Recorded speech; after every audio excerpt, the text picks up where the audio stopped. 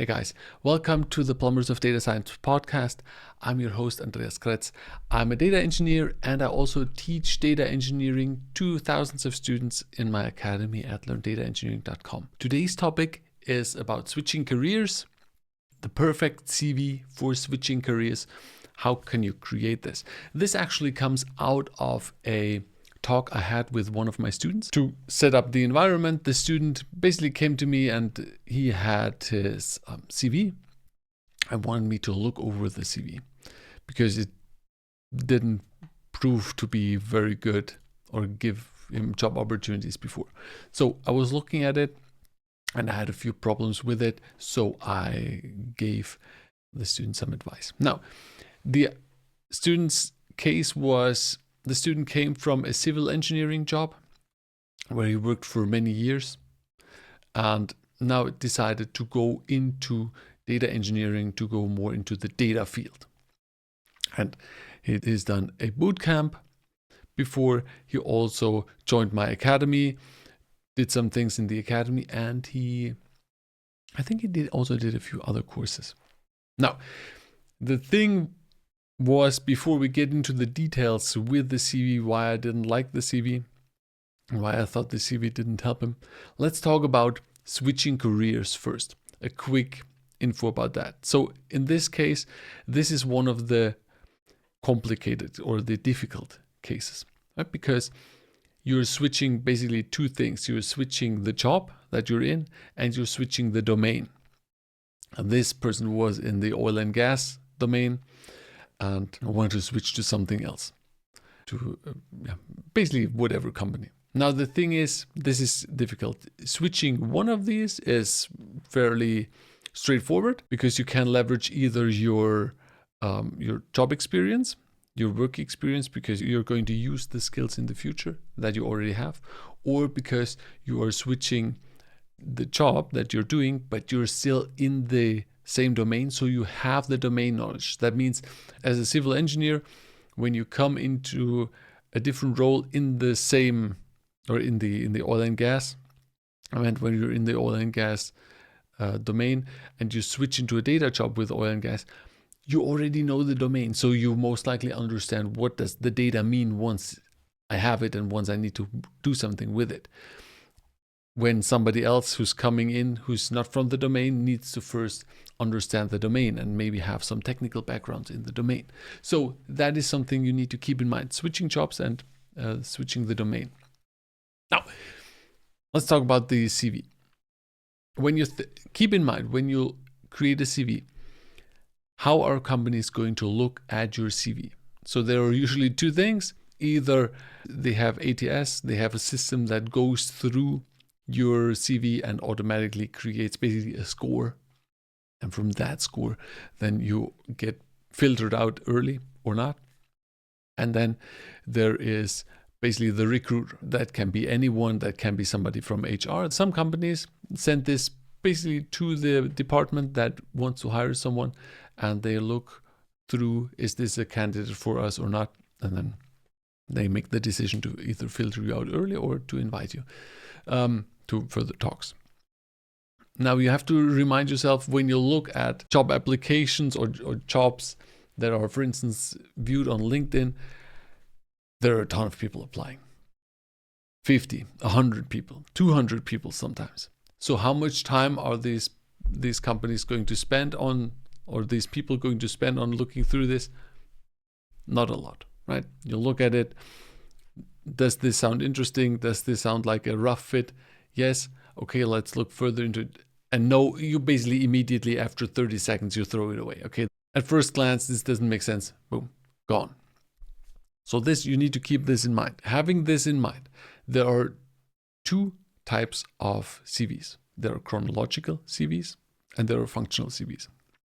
And the chronological are usually very good for people who have work experience in the field, who are switching jobs, or switching to different companies, because like you have these 3 to 4 stages where you've worked as a data engineer, for instance. So this work experience is the important part because it shows people what you can do and what experience you have in said company. So you would put this first into this. Then there are functional CVs, because you maybe don't have that much of experience in the area or in that field. You want to show, okay, what can I do? Not which work history do I have, because you don't have the work history, but it's more about, okay, which functions can I support or can I do? Which work can I do? Which experience do I have in these fields? So these two things, chronological, functional, that is very important. In this case, the student had a CV that was, first of all, he was not really finished with it, which, okay, seems like he remodeled it.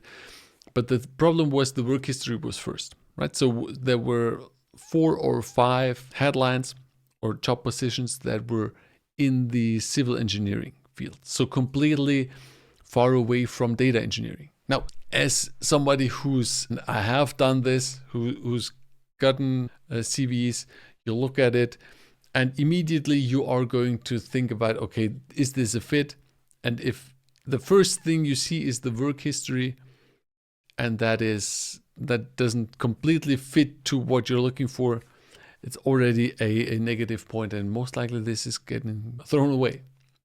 So one more thing before we get more into this. So which parts are usually in a CV? So very often you have a summary at the top where people write a few sentences about themselves. You have the work history. You have selected data projects or data skills. Very often then education and volunteer work or something, right? So the important parts here: summary, work history, and selected data projects / data skills. Now, you have to keep in mind when you switch careers, and for the student, the case was also in the summary, he led with the civil engineering stuff.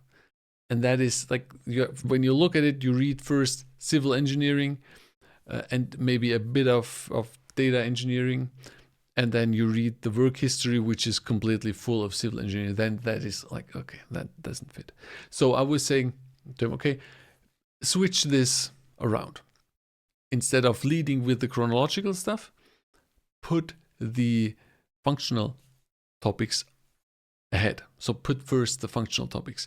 Change the summary so that you lead with, okay, these are the data skills that I have, plus I have that work experience. And don't underestimate the work experience. The work experience is very important because the work history gets you credibility, right? That's the big thing that you have up on somebody who comes fresh out of university. You have the work experience. You can showcase that you have experience working for companies, that you are a reliable employee.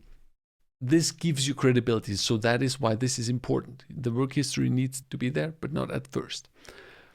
The first thing needs to be the functional part, needs to be the data projects or the data skills. Now, what should you put in there? For this case with a student, is that, okay, I have done a bootcamp.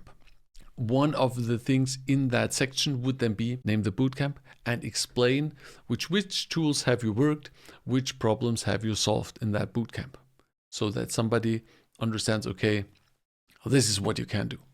Then put in data projects, 1 or 2 data projects. This is something that I tell my students all the time. Create data projects. I have a lot in the academy. Do these projects, document these projects, talk about these projects. And then you would put this into the CV, that you say, okay, I did this project, and then explain what was the purpose of the project, which tool have you used, what have you done, right? To give somebody the understanding, okay, this is what you're able to do. So do this once or twice. And then sometimes it makes sense if there is a tool that you're very strong at, where you say, okay, I'm completely focused on Python, or I'm very good at Spark because I have taught myself Spark and I've done a lot of things with Spark, and I have very much experience with all the ways of processing data. Then you could also put this in as a separate point, right? So put this in, and then your experience part is filled. So when somebody then gets in and starts reading the CV, the first is the summary. The summary will start with let's say 3 sentences, 2 sentences about the data engineering experience, the stuff that you have learned, the stuff that you can do, and then 1 sentence about your work history. Then people will go into the functional part, will understand, okay, these are the data skills that you have. Boom. 2 projects, the bootcamp explained, and a specific technology that you master. Then comes the work history. And the work history, again, is very important. This will show them, okay, you were able to do these things, you have worked together with people, so focus on collaboration, focus on problems that you have solved or stuff like that. That gives people the understanding, okay, this is a reliable employee, this is an employee that is capable of working in teams, this is somebody who can solve problems. This is a steady employee that doesn't switch careers every half a year, but somebody who at least stays at a company 1.5 years to 2 years to actually prove themselves. I think that is very important. And then you would put in the education stuff and maybe volunteer work if you have done. Sometimes people also put in like a paragraph, tools, where they just name every tool for the ATS system, for the applicant tracking system. You can do that, but this will not really help you that much. So keep this in mind, because this will help you a lot. Chronological, if you don't have any experience in that job, but you have work experience before, then use the part first functional, then chronological. If you have a lot of work experience in the job that you're already at as a data engineer, then you would put this first, right? So I hope this was helpful for you. I have a template for the CVs and a whole course on successful job application in my academy. So if you're interested in that, check out learndataengineering.com. And otherwise, I hope you have a great weekend ahead, because this should usually come out Fridays. You can listen to this podcast on my YouTube channel, Andreas Kretz, and also on all major podcast stations. This is distributed through Spotify, so you can listen to the Plumbers of Data Science podcast on Spotify, Google Podcasts, Apple Podcasts, I think it's called. Yeah. Again, I wish you a good weekend. Let me know in the comments on YouTube if this was helpful, if this already proved helpful for you, and maybe also put in some ideas what you want to hear in the next podcast episodes. I would really love to get some feedback from you, which topics you want to have answered and you find interesting. Okay, see you later.